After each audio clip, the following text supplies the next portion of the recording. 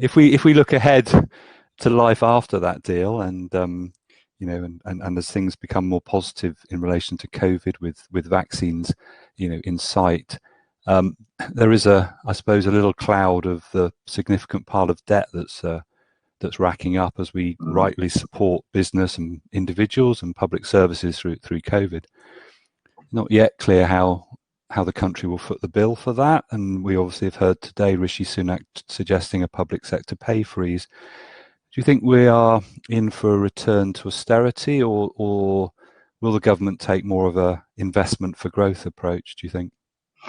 I think, firstly, I don't think the detail hasn't been worked out. I think it's really important when you're faced with this level of challenge that actually you have a clear philosophy about how to handle that debt. It feels, from the conversations we've had, that the philosophy will be different from, let's say, post-financial crisis. I think for a couple of reasons. One is straightforward reasons like lower interest rates. It's easier, it's cheaper to carry debt.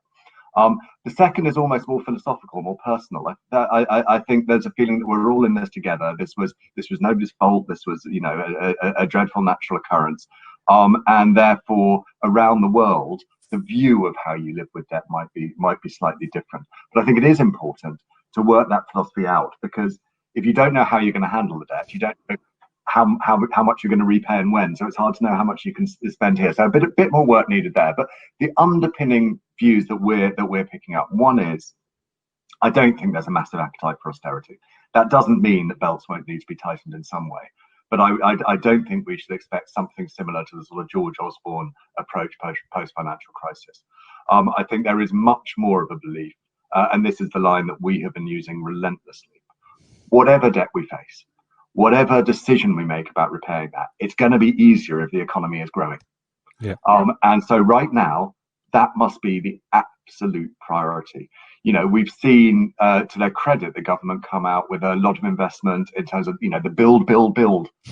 So we need to see that coming through, but that ambition is there. We've seen the 10-point carbon plan.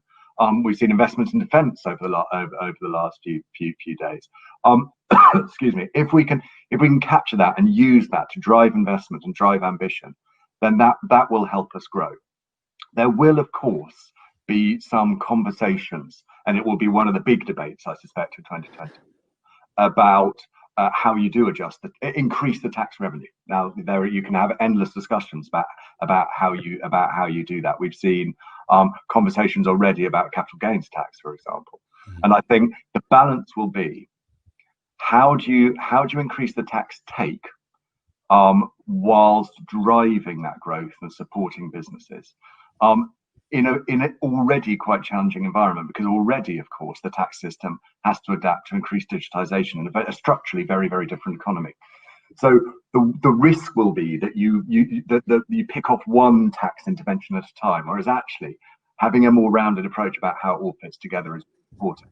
And some of those key areas like business rates, which are absolutely out of date, don't work for our economy, do not incentivize green investment, for example. A real opportunity to look at some of those problems that have actually been hobbling business for some time.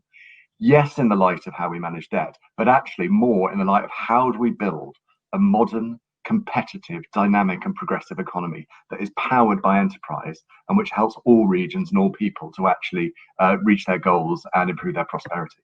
So a huge debate, very, very complicated, but I think probably we've got a little bit of time focusing on growth before we really get to the crunch.